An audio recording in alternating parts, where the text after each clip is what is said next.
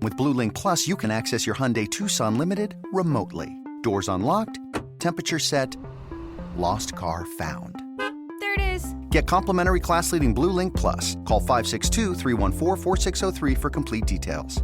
This is GoPowercat.com publisher Tim Fitzgerald. Thank you for listening to this Powercat podcast.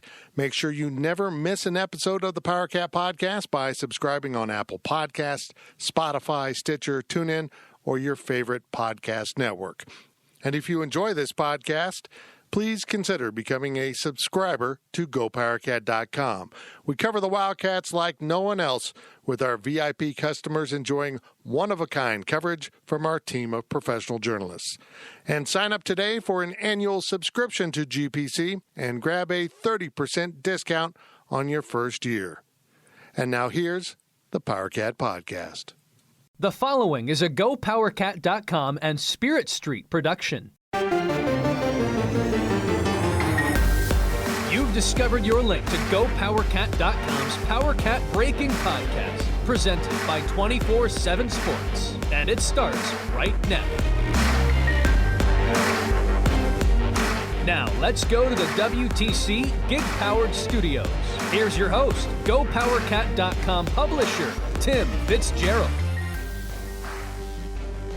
Welcome to a special emergency edition of the Powercat Podcast. I don't know if it's really an emergency, but it is under the breaking header on our podcast. Tim Fitzgerald and Riley Gates from here in the WTC Gig Powered Studios, and we're going to recap last night's festivities in Lubbock, Texas, where all things good go to burn, as Kansas State basketball lost to Texas Tech last night in the United Supermarkets Arena. What a name. What a name. Final score, 69-62. It was a typical K-State game in many ways. K-State wasn't good enough to get over the hump, but they played it close. The Wildcats stayed in contention till late in the game, except this time it came with one giant exception, being a shouting match between head coach and player on the sidelines during the second half. Bruce Weber and Cartier Diarra, it seemed to come to a head last night in Lubbock. And Bradley, let's start with this.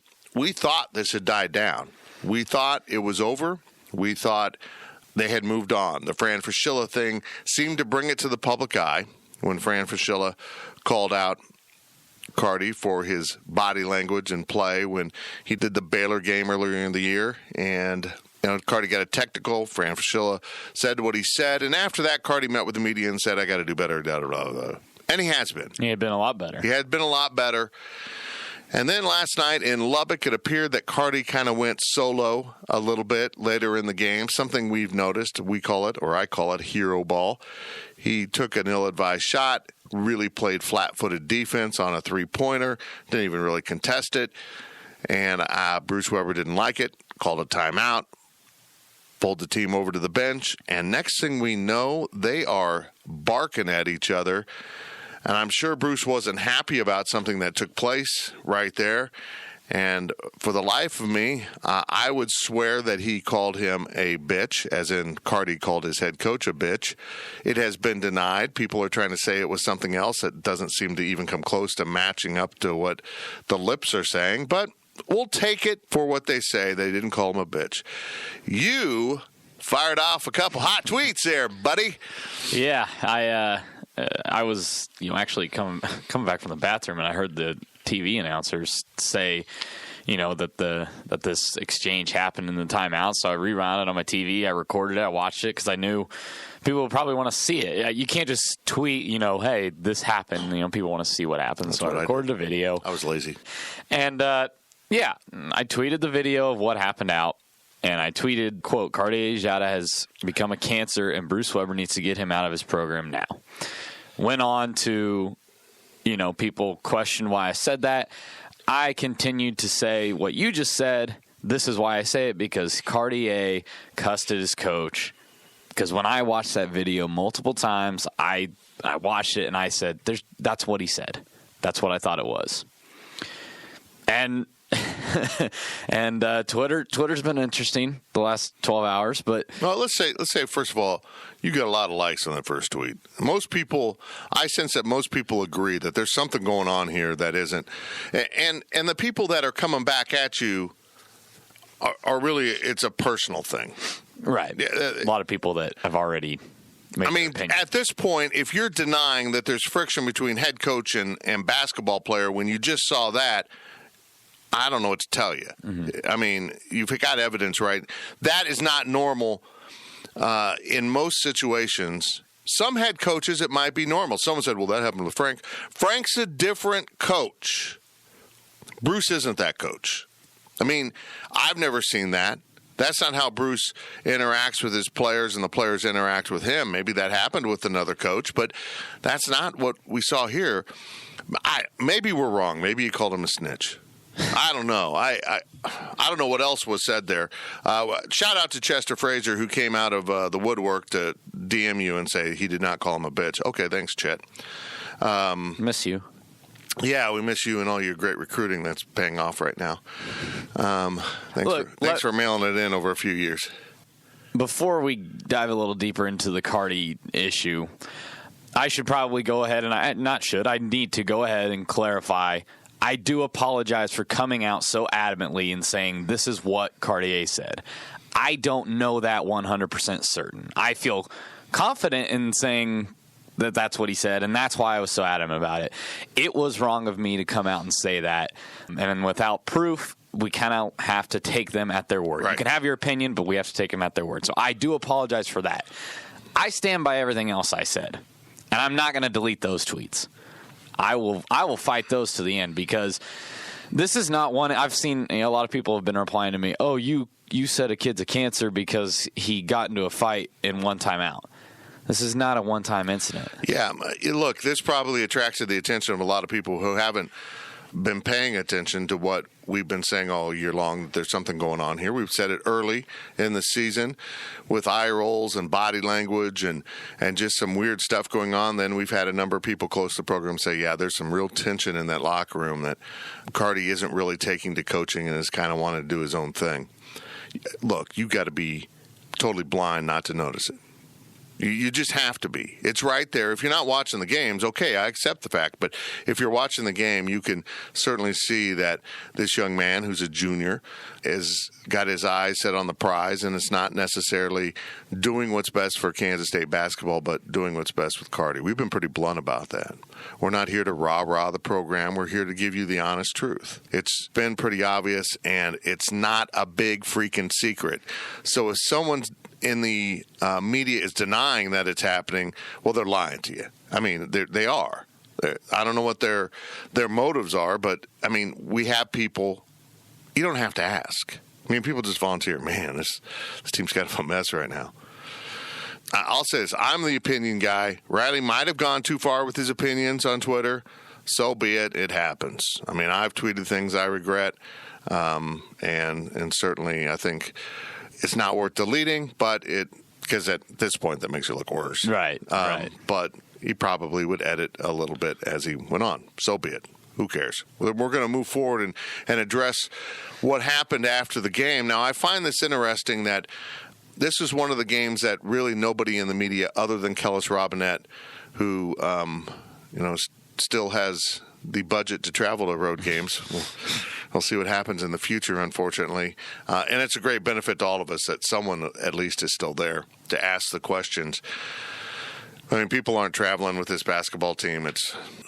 I guess it would be a minimum of $600 to make that one trip. Fly into Lubbock. And then you're in Lubbock. Yeah. Hotel room, etc. Whatever. But Kellis Robinette was on the ground in Lubbock to ask the question. And this was a big thing. Don't you wish you were there to ask the question? Well, yeah, I do. But this is the answer you get. Kudos to Kellis for asking the question. Here's Bruce in the postgame. Bruce, the video on the telecast caught you and Cardi going back and forth in one of the timeouts, him kind of clapping at you. Was there what was to that, and what was your reaction? Great passion, great energy in the bench, trying to play hard, trying to get them to play at a high level. So there wasn't like any bad blood there or anything? They're trying to compete. Everyone wants to do well. That's just part of it.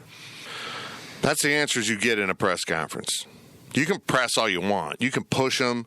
You can get defiant with them. You can argue with them. But you're not going to get a better answer than that in a press conference. It's just the way it is nowadays. But I will say this. Bruce went on his post-game radio show and had a few things to say. This is going to get a little long here. Let me start off by just placing in here his opening comments on his post-game radio show with Wyatt Thompson last night from Lubbock. Our thanks to the Learfield IMG Sports Network for providing these to us. This is just a typical Bruce quote, but he covers a lot of ground. Let's play the whole thing right now. We talked about control what you can control. One, your preparation, understand their system, but also understand your opponent, how hard they play, what level they play here. Obviously, I told you before, they make you play basketball. And we made some basketball plays. We made some extra plays. We got the little hustles, some putbacks, some things that we haven't done a lot. I thought Antonio Monte gave us great minutes because of great passion, great energy. Dejuan did. He's still got to get stronger. He turns it over. Little things. He's got to get better. We talked about playing with the passion. I thought we matched our passion. Our energy, our effort was. I told them if they do that Saturday, we'll be good at home. And. And then we talked about being coachable, and I think for the most part, most of them are coachable, and that's your attitude, it's your body language, it's buying in, it's staying together as a group, because we got to have coaches on the court also. That's important. And we talked about doing the extra thing, and the extra things gave us a chance. It got us back in the game in the first half. Made some hell of a plays, and. I'm just sad for our guys because they really competed. I thought there were some very questionable calls, and I can't get into it because I don't want to lose money. But we got to figure out what a charge is and what a block is. It's just a fact of life. And this is not the first game. Happened last game, and either we got to get some. I watched Star Trek. There was that invisible zone. Remember it? Yes. I can't. Force field. It was a force field. We got to have a force field. So if you're in the force field or you're out of the force field, something, because it's too hard for them, and it means too much for us, and to keep making calls that are questionable or wrong. Okay, so that's the entire quote right there from Coach Weber. Long, rambling. I don't know how he got into Star Trek. But that's kind of typical Bruce. At least it wasn't Groundhog Day. And I got to tell you this. There were some really weird calls. There were some tragically bad calls that went against Kansas State right on the heels of that interaction. First of all, let me point out this, that whether Carty said the magic word or didn't say a word or whatever, just the optics of what happened are horrific. Carty was clearly taunting his head coach by clapping at him. These guys aren't on the same page. That's what I tweeted. They're not on the same page. And I think Carty needs to move on. I'm confident of that. That will happen at the end of the season. But right now he's on the team because they don't have many options. Right? Right. And that's where my comment about the cancer thing came from. I didn't call him a cancer because of a cuss word. I called him a cancer because he's mocking a head coach in a huddle. And now so many people have replied to me, oh, clearly you never played competitive sports. Well, I did. Well, clearly you've never gotten into it with a head coach. I'll call my high school football coach and let me know. Yes, I get it. You can bicker with coaches. You can butt heads. I never once wanted to mock a head coach. He clapped in his face. If that's not disrespectful, I don't know what is. And I don't know how you can look at that action by Cartier Diarra and say, oh, it's just a coach and a player that are really fired up and they care to win. And that was my biggest thing about it. That's not normal. It's not a normal thing to have happen. Have people bark back at head coaches? Well, of course they do. I think that happens in practice a lot. Disputes happen in practice a lot. Not in the heat of a close game when things are on the line and the coach says, don't do this. You don't react that way. You just don't. Unless you have that kind of volatile relationship and you both thrive off of it, that's not the way Bruce Weber operates. But clearly Bruce did talk about Cardi in that postgame radio show. He clearly did, although he never mentions him by name. Let's now dig deep into that opening statement. And here's Bruce talking about being coachable. And who do you think he's talking about? And then we talked about being coachable, and I think for the most part, most of them are coachable. And they got, that's your attitude, it's your body language, it's buying in, it's staying together as a group, because we got to have coaches on the court also. That's important.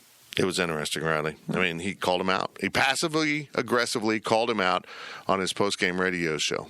You run through the roster. Is it a freshman or a newcomer that's not coachable? No, they are young. They know what they're getting themselves into, and they're still getting time on the floor here. Is it a senior? No, Xavier Sneed hasn't been involved in drama. McCall Mayween's hardly on the floor. There's only one person left. You don't make a comment like that unless you're trying to say something. And I don't know if he meant to do it, but he was trying to say it. I don't understand where the defense keeps coming from. And here's the thing, right? 3 years ago, we were the bad guys in town because we were saying Bruce Weber wasn't what was best for this program, right? Well, he's rebuilt it back up. We are out here supporting Bruce Weber now, saying you don't disrespect a coach like that, and yet now people want to turn back on mostly Bruce the Weber. same people. So I'm having trouble understanding who should be at fault here. Somebody needs to take ownership for this relationship right now, and I don't know who it is. Well, I'll put it this way. At the end of the day, this is Bruce Weber's fault. It is. And I said the same thing with Marcus Foster when he went off the rails, and these are now turning out to be more similar than what I first thought. You're the head coach, man. You can't be permissive. You can't let things fester and go on in your locker room. Now, I'll say this. These freshmen haven't been influenced by Cardi like freshmen were influenced by Marcus Foster. That has not happened. He has not, quote, lost this team. This team seems to be plugged in, at least the parts that you're worried about, that being David Sloan and the three freshmen, they seem to be registered. They look like they're locked in. In fact, when that whole thing goes down, everyone just ignores Cartier Diarra throughout that incident, just turning away and getting ready to listen to their head coach. It was very similar to how the players on the floor reacted when Cartier got his technical against Baylor. They just walked off the court like, well, here he goes. So it tells me, yeah, this isn't new or unique. This is going on. They've seen this in the practice facility. There's tension here. And anyone who's denying it is just being a fool at this point. And I would imagine Bruce being Bruce will let Cartier ride out this season. Maybe his version of team ball that has the giant eye in the middle will pay off, and he's good enough to carry him to a victory. I know that. Maybe he'll just shoot 75% from the field on Saturday against Texas, and K-State will win the game. Yay, everyone will celebrate Cardi. But in the long run, when you've got a player, particularly a team leader, particularly a guy you were looking at to carry your team through the season, is doing this kind of stuff and more worried about himself than the rest of the team, you know what you get? You get a 2-11 record at this point of the conference. That's what you get. It's horrific leadership. Cardi publicly aired his feelings on Instagram. And let's read that right now because I think it's really interesting. It kind of fits what he said the one time he's met with the media as of late when he said there's nothing going on. Come on, man. Look, we thought the story was dead. We thought they had moved on, and then this erupts last night in Lubbock. But let's also clarify this. Cartier Diarra is not being made available to the media on typical media opportunities. He's just not available, whether it's him not wanting to come in to talk to us or the coaches don't want him to come in to talk to us. It's not happening. So we can't press him on it. We're not allowed to right now. They've shut that door, probably for the best of the program. Ask yourself, if there's nothing going on, why would they not let him come talk to the media? Bingo. But here is what Cartier put on Instagram last night. Quote, I just wanted to clear the confusion and apologize for making it seem as though my coach and I had an altercation. Coach wanted me to take advantage of the switch instead of shooting, and all I said was that I'm going to make the next shot. Coach knows I'm a competitor, and I give my all, and all he was doing was challenging me, and that's how I responded. I was raised right, and I've never cursed at Coach Webb or any former coach for challenging me. I would love if this negative storyline could go away. Emaw tatted on the skin, and it ain't for no reason. I've always been about K-State. Fair enough. Fair. Well, okay. You got the tattoo. I'll take your word for it that you didn't curse at your coach, and that was all. That was all just optics that were false. Of course, you did make your next shot, and it was a really nice driving layup through traffic, and then you stared down your head coach as you went up the court. The next possession, you have an opportunity to tie the game with a dunk. You go windmill, bounce it off the back of the rim, start a fast break, leads to a run-out three, and your night was over. You came out of the game right after that for good. Nothing's going on here. Not a thing. I understand they don't want this story to continue, but it continues on its own. Nobody is making this story continue other than the Kansas State basketball program. Kansas State, let's remind you this. Kansas State is on course for the losingest season in the program's history. It's not a downturn. It's not a rebuilding season. It is what it is. It is a tragic collapse of the program from horrific recruiting over a 3-year period. You have Cartier Diarra, Xavier Sneed, Mike McGurl, Levi Stockard, and Mikal Moween as usable players over a 3-year period. Man. The problem here isn't that one player has gone off the rails. The problem is there's no other options. You have to keep him on the team.